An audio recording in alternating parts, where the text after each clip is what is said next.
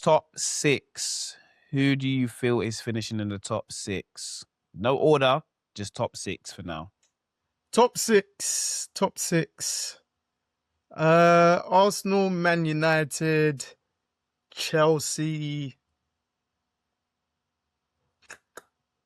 Man City.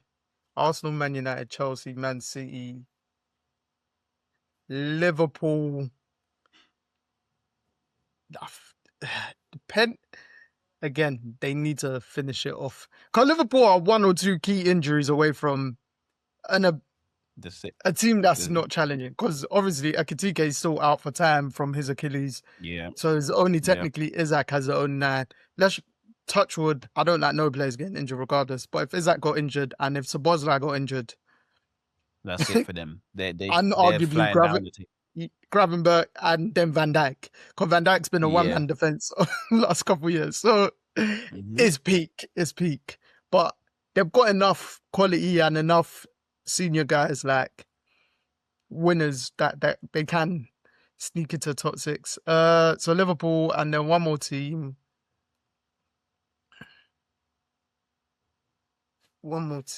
If it would have been Villa if they hadn't. Ezri's a big loss for them. Because he's a staple of their defense. I think they can replace the others. I'm looking now at the table. Who's the other teams that I've got in Europe? You've got Sunderland, you've got Brighton in Conference League. Palace, because they won the Conference League. And Villa, is that it? Yeah, well, I'm thinking Europa. So Palace, Europa, Sunderland, Europa, isn't it? And then Brighton Conference League. Yeah, Brentford didn't get anything, did they? Bournemouth didn't get anything, did they? No, Bournemouth got Europa. Yeah, Bournemouth. Bournemouth got Europa as well. Brentford messed it up at the end. I say messed it up, but do you know what I mean? One more team for the 6th spot. Do you know what? I'm going to go with Spurs. I am going to go with Spurs. I think we're going to get the traditional top 6 in that sense. Because I feel like even though the gap has closed up with the mid-table teams to the top teams, I feel like the top teams are starting to open it up again to kind of show them like, you guys are a bit little boys. We've just seen it, for argument's sake, not to take a piss out of the fan bases, but any player Newcastle goes in for, the others from the top 6 will just say, hold my bear, including Aston Villa in that sense as well. Do you know what I mean? And then there's other clubs where the gap is, I mean, look how Spurs are spending this summer. It's overspent, but it is what it is. If it works out for them and they get Champions League, then no one's going to look back and complain. Do you know what I mean? So I'm going to go with that 6. And that's probably my order as well, even though we didn't do no order. But Arsenal, United, Chelsea, Man City, Liverpool and Spurs. Yeah, I'm going to go Arsenal, top 6 for me. Arsenal, United, City, Liverpool, Villa, Chelsea. I don't have Spurs in there. I don't have Spurs in there. I just this hype of them signing all these players. You're signing players that got relegated. You're signing players from Brighton. You're signing players from Newcastle. Yeah, they were okay. They're better players though. Do you know what I mean? Yeah, I know, but like I'm not trusting in this process. I've seen it once too many times. You lot signed from Newcastle. Hey. Hey, you're right. We did. We signed from Newcastle. We signed a man that Newcastle went to the World Cup. Them man are signing a Newcastle man that got done for betting and all that, all sorts. No. His country ain't been in the World Cup for so damn long. It's unbelievable. So there's some differences.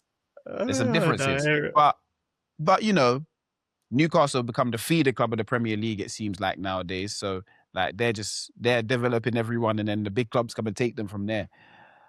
So they got a good scouting system over there. I got to give it to Newcastle.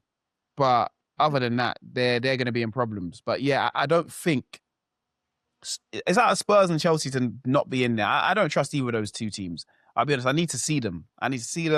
Chelsea's squad, they just spend money. I don't know if Xabi Alonso's going to make much of a difference over there. Like, I like the Welbeck signing. I like the Henderson signing for experience factors. But if they've really got to play a lot, this is going to be a problem. Welbeck, not so much. But Henderson, if he's got to play a lot, and then you got the Enzo Fernández saga, I don't really know. Chelsea could finish 10th again for me. Like, that's how real it is.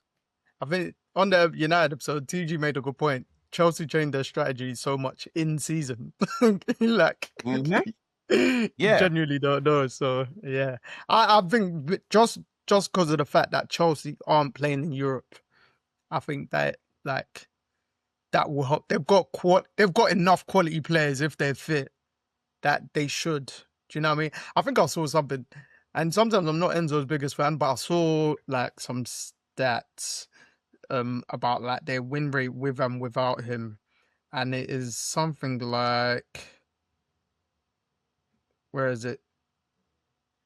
In all comps, I don't know how old this picture is, but in all comps, without him, and it was since February 2023. Without him, they had like 32 win percent, and then with him 84. Actually, I think this must be old because it's their kit from the season before. But we've seen like whether he stays or not, even if he goes Man City, I'm not gonna fear Man City because they're signing Enzo Fernández. Do you know what I mean? So yeah, but they've got the two cool guys in Cole Palmer and Morgan Rogers who should connect well. We saw João Pedro have a good season for them last year. He can build on that. He's just signed a new contract. Moises Caicedo is one of the best midfielders in the Prem. He's their staple hold. A big one for them is, again, somewhat, some people sometimes call him overrated, which is fair, is Levi Colwill.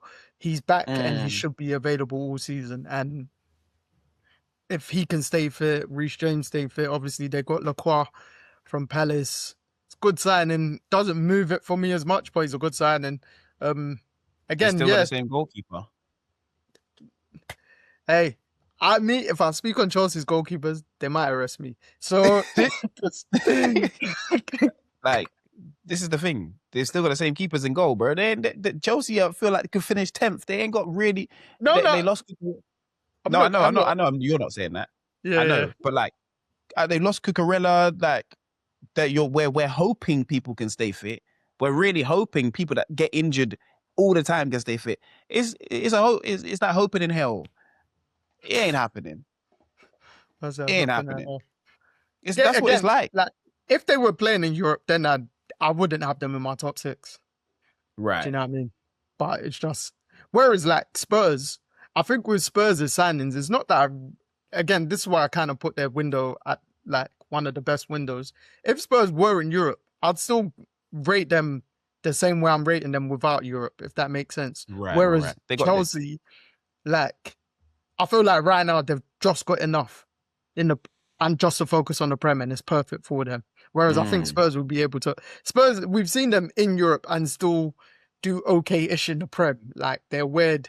Yeah. To be fair, last couple of years hasn't been the case because they've gone far in Europe 2 years ago, winning Europa League, but still being low in the table. So now for them, it could just be the reverse with no Europe. So, yeah.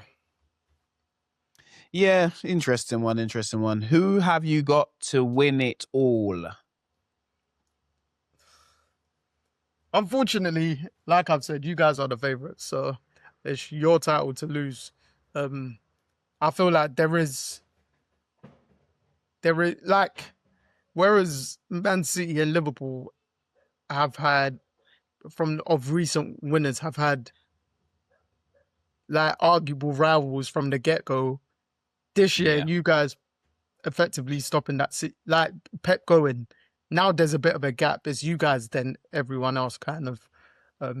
So it's yours to lose. But I also have said before, like, the Prem, I feel like it's just more open in general because you guys haven't retained it. Do you know what I mean? So it's going to be a new experience for your boys in that sense. But their confidence will be up. It will be up. It's more open than it has been in recent years. But it's weird because I still feel like you guys have the gap on everyone in it. So, and yeah, look, Arteta's longest serving manager in the Prem now already. And the rest of the top 6, crazy. Carrick is second longest, and he only came in January. So Yeah, it's very much crazy. But yeah, no, I feel like we're favourites to win. I feel like we will repeat, just because getting over the line in the first one is the hardest one to do. And especially against Pep, there is no Pep left. So I feel like we're going into it with like, okay, cool. There's no one that can really hold us, and there's no one we're looking over our shoulder at if we go into a position like last year where we're ahead by a number of points and then we're worried about things. I don't think that fear is there anymore for Arsenal. I think that we're in a great place. Very, very stable in players. No one's begging to leave. The players that we need to get out kind of are going out. The people that we need to bring in, we're trying to bring in slowly but surely. We're shoring up in areas where we're already sure. So yeah, for me, it should be a good year for Arsenal. I feel like we will be very, very dominant in terms of defensively as always. And, it just needs to be that attacking side of the game that we can get into it. But I feel like that will come out because of last year was just about getting over the line. And I feel like this year we're actually going to have some fun and enjoy these games and really play some Arsenal ball. So yeah, for me, Arsenal favourites. I feel like we'll be challenged for the first. We'll be challenged up until Christmas. And then that's why I give the rest of the league. Challenged up until Christmas and then we're gone. I give the rest of the league that. Title and look. Hey, is what it is.